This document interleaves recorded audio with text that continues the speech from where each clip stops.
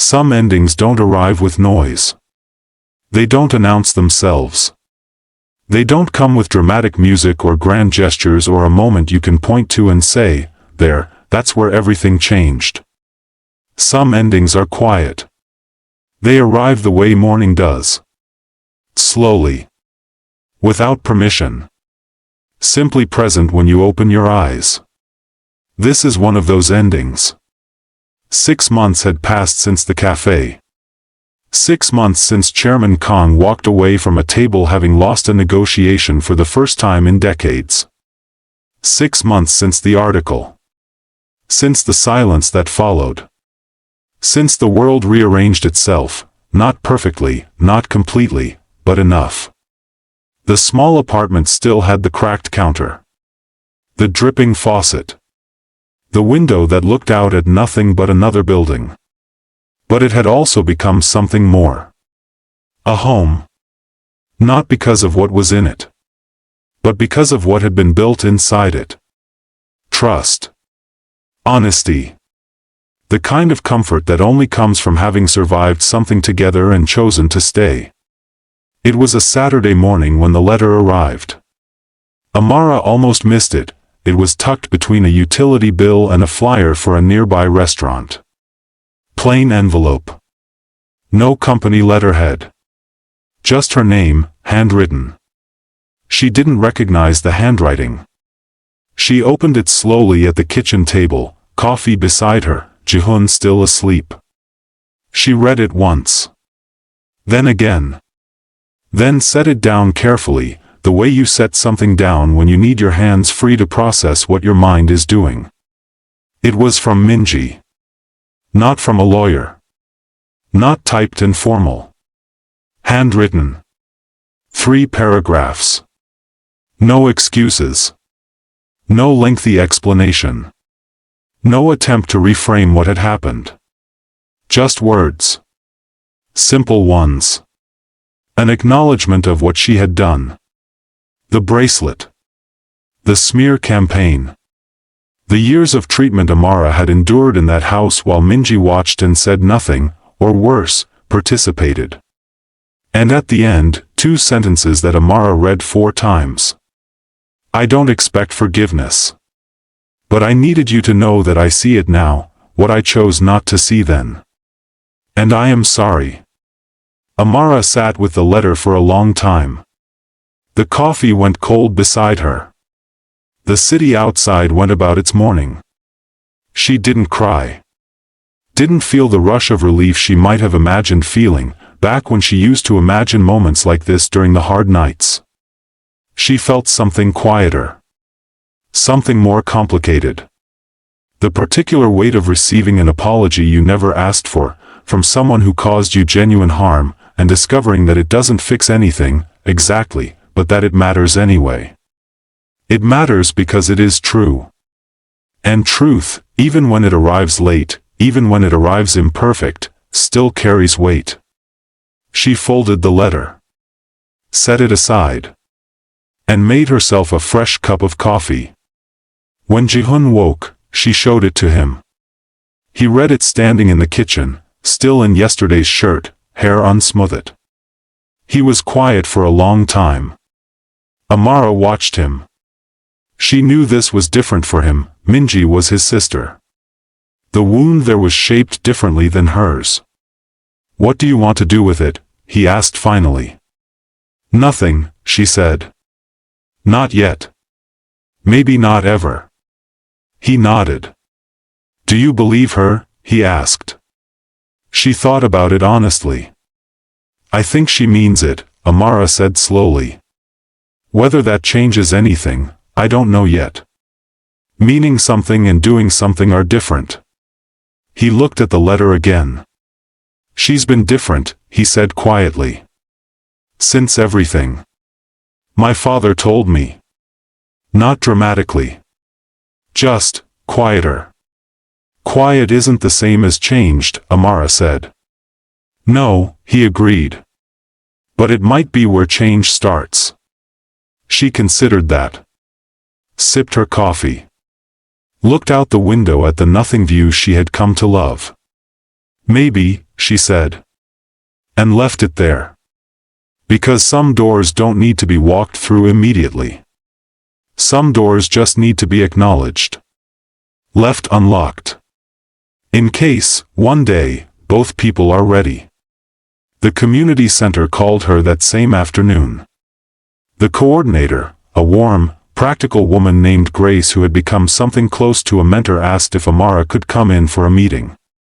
She went the next morning. Sat across from Grace in the small office that always smelled faintly of printer paper and strong tea.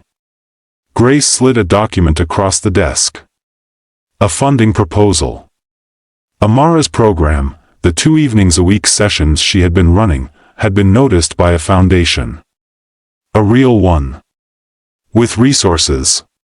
They wanted to expand it. Fund it properly. Give it a coordinator salary. Amara stared at the document. "This is for me," she said. "It's for the program," Grace said. "But the program is you.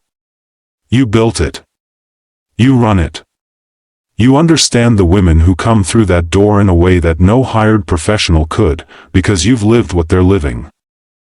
She paused. "We'd be foolish not to make it official." Amara looked at the numbers. At the title printed on the page. Program Coordinator.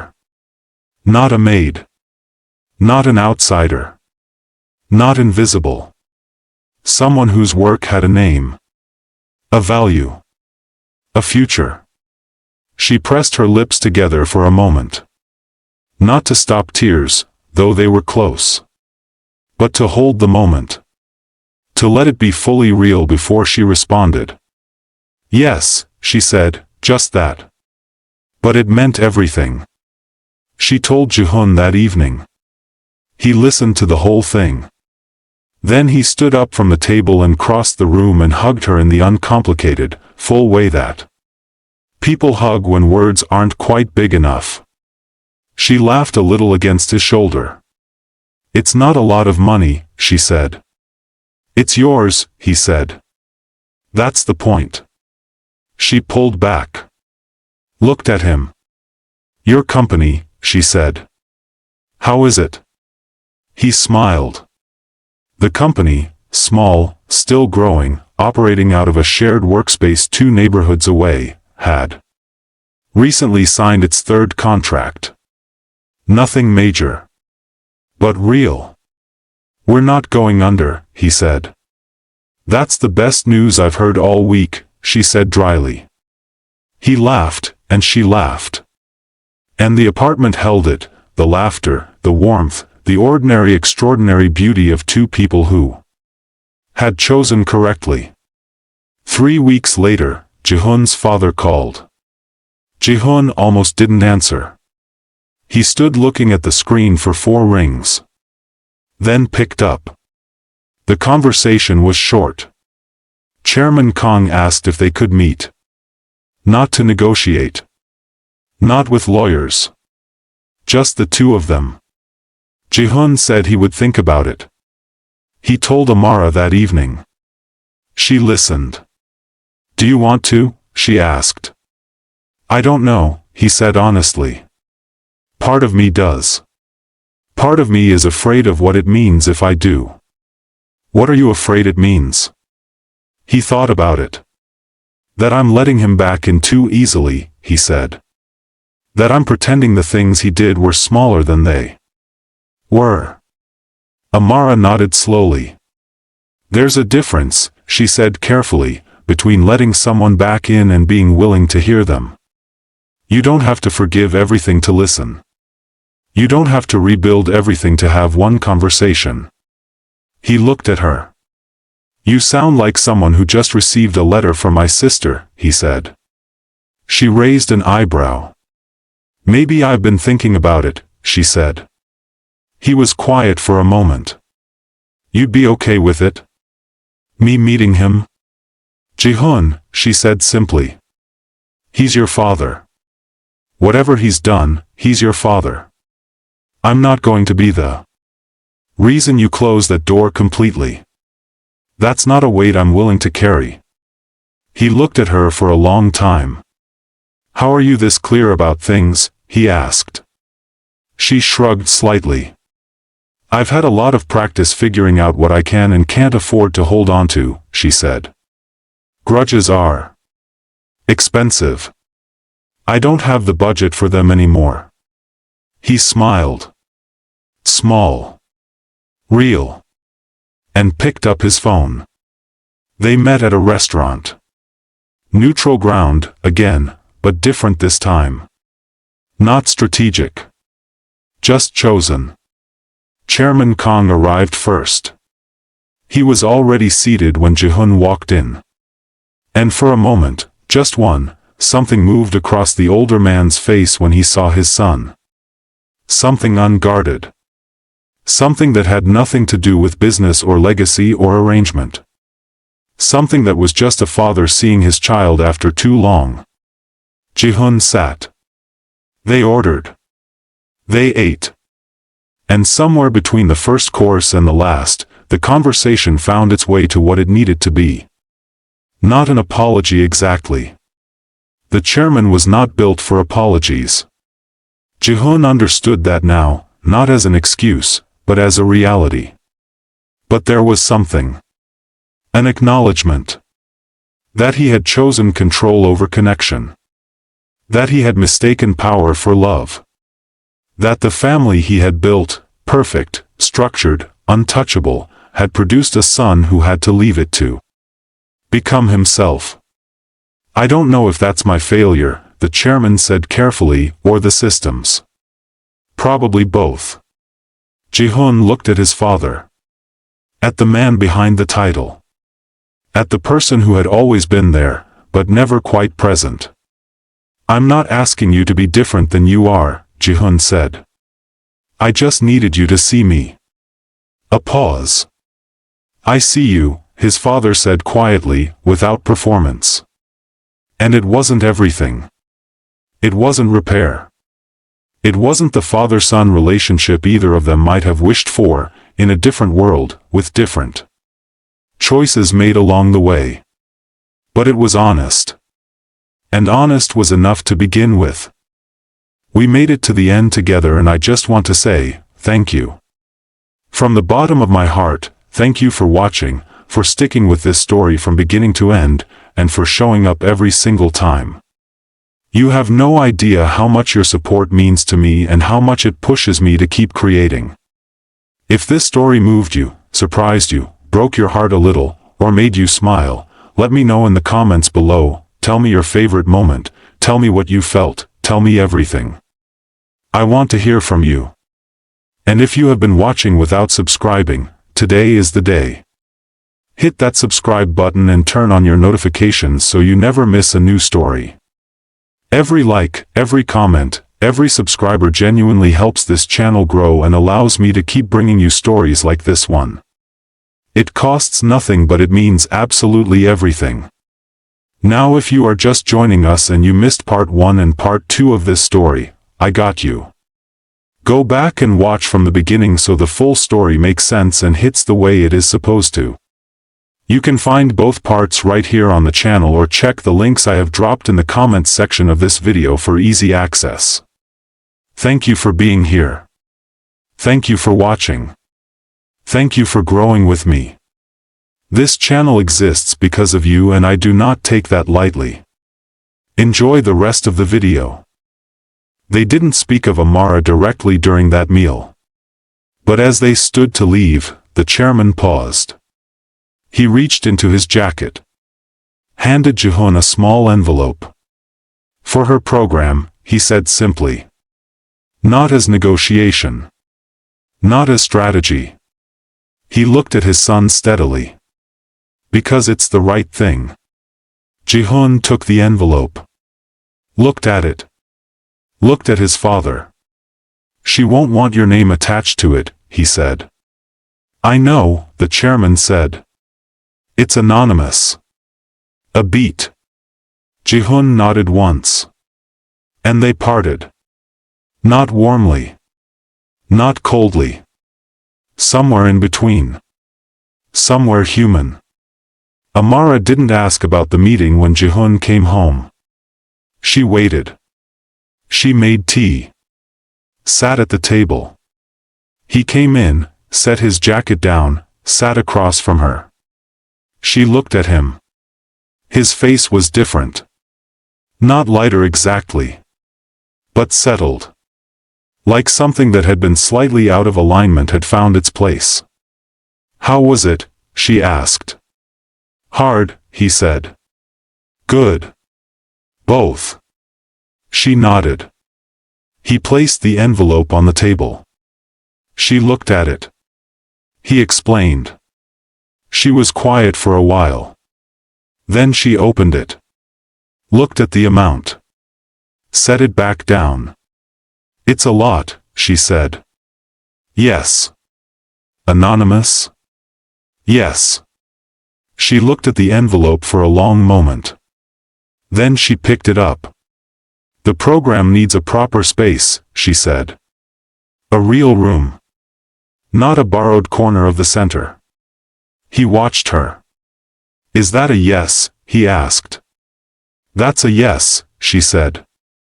And something passed between them, not words, not gesture, just understanding.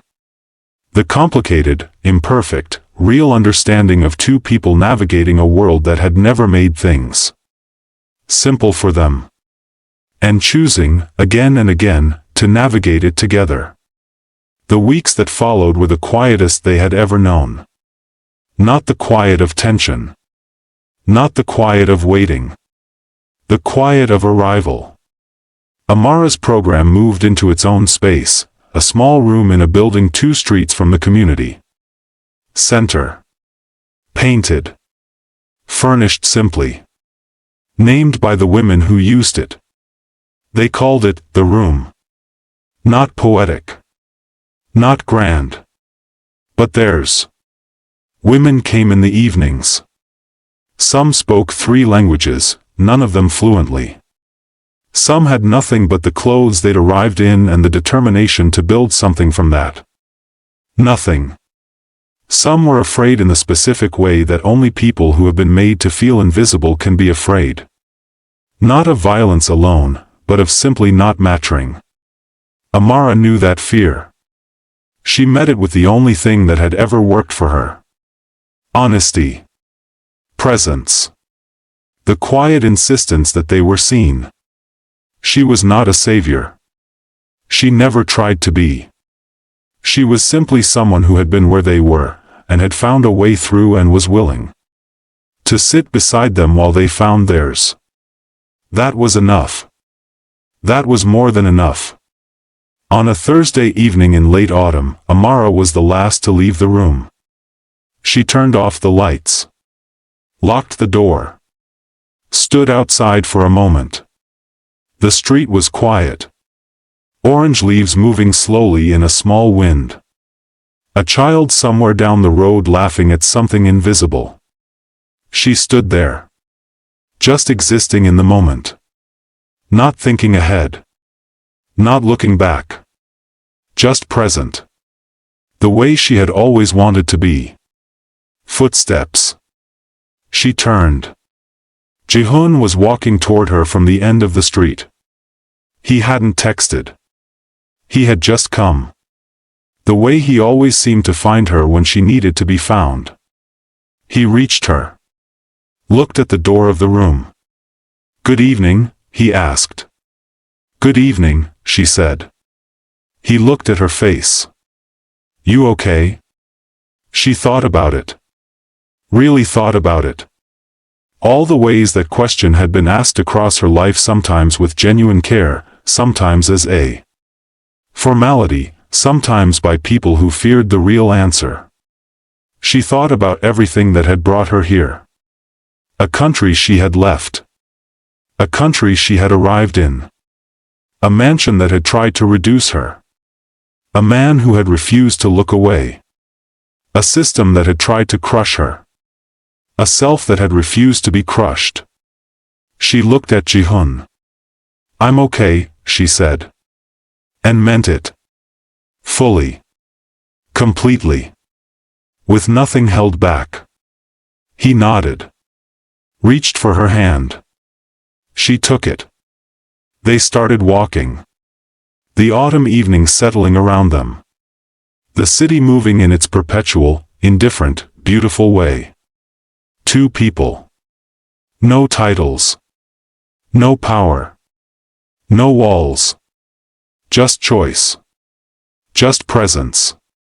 Just love.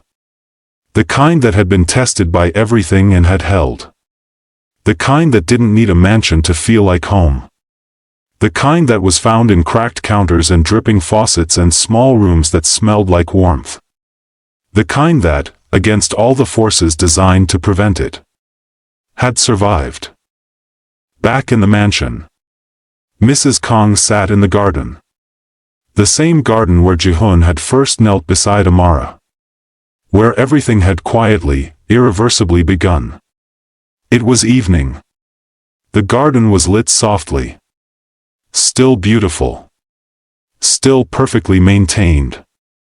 She sat with a cup of tea she was actually drinking this time. She had done something that afternoon she hadn't done in years. She had called Jihoon. Not to negotiate. Not to instruct. Just to hear his voice. He had answered. They had spoken for 11 minutes about nothing significant, his work, the weather. A restaurant she'd read about. 11 minutes of almost ordinary. And when the call ended, she had sat for a long time afterward. Not satisfied. Not repaired. Not absolved of anything. But something. A beginning of something she didn't have a name for yet. The slow, uncomfortable, necessary work of a person who has spent their entire life building walls, deciding, perhaps, that some of them had been built in the wrong direction. It would take time. It might not ever be complete. Some damage done across years cannot be fully undone. Some distances created don't fully close. But the first step, the hardest step, is always the same. To stop. To sit with what you've chosen. And to decide, quietly, if you are willing to choose differently.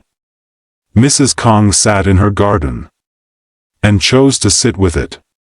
Minji received a short message 2 weeks after she sent her letter. From an unknown number. 3 sentences. I received your letter. I read it. Thank you for writing it. No signature. Minji stared at her phone for a long time. She hadn't expected a response. Hadn't deserved one. She set the phone down. Picked it up again. Read it once more, and felt something move through her that she didn't have an easy word for, not relief exactly, not joy, but the particular feeling of a door being left open by someone who had every right to close it. It was more than she had expected. More than she had earned. And she decided, quietly, that she would try to deserve it. Not through grand gestures. Not through dramatic transformation. But through small, daily choices. Through noticing the people around her who had always been there. Through beginning to see. It was small. It was late. It was imperfect. But it was real. And real is where everything must start. The last night of the year. The city was alive with it, the particular electricity of a year ending, of people gathered in doorways and windows and streets, of something collective and unspoken moving through the air. Amara and Jihoon stood on the roof of their building. Someone had left 2 plastic chairs up there at some point, and they had become the most useful furniture they owned. They sat side by side. Wrapped against the cold. Hot drinks in their hands. The city spread out below them. Lights in every direction. Voices rising from the streets. The distant sound of music from somewhere they couldn't identify. Amara tilted her head back and looked at the sky. Not many stars, the city swallowed most of them. But a few. Enough. She thought of Lagos. Where the stars were different. Brighter. Closer. She thought of her mother, who would be awake right now, celebrating in the way their family always had, loud and warm and completely present. She made a note to call her in the morning. She did that more now. Called home more. Held that connection more deliberately. Because she understood, having nearly lost herself, how important it was to know where you came from. Jihoon watched the city. He was thinking of something, she could always tell. What? She said. He smiled slightly. Nothing specific, he said. Just, I keep thinking about where we were a year ago. She thought about it. A year ago they had been 3 months into the apartment. Still learning each other's habits. Still navigating the newness of a life built from scratch. Still looking over their shoulders occasionally. And, she said. And this feels different, he said. Not just better. Different. Like something has actually settled. She nodded slowly. It has, she said. He looked at her. Are you happy? He asked. The same question he had asked her in the garden of the community center, months ago. She smiled. Because she had the same answer. And a better one. I am, she said. And I'm also something else. What? She thought about the word carefully. Certain, she said. I'm certain. About this. About us. About what I'm building. About who I am. She paused. I've spent a long time surviving. And then I spent time being grateful just to be surviving. But this is different. This is knowing. He was quiet for a moment. Knowing what? She looked at the city. At the lights. At all those lives moving forward in all their complicated, ordinary, beautiful directions. That I'm exactly where I'm supposed to be, she said. Jihoon looked at her. And in the amber light of the city and the first distant sound of something like celebration beginning. Somewhere below. He reached into his jacket pocket. She turned. And saw it. Small. Simple. No grand box. No performance.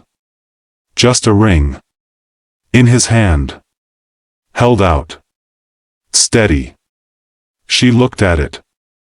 Then at him. His expression was the most unguarded she had ever seen it. No strategy. No performance. No calculation. Just him. Completely. I'm not asking you to make anything official because of convention, he said. Or because of what comes next. Or because of what anyone expects. He paused.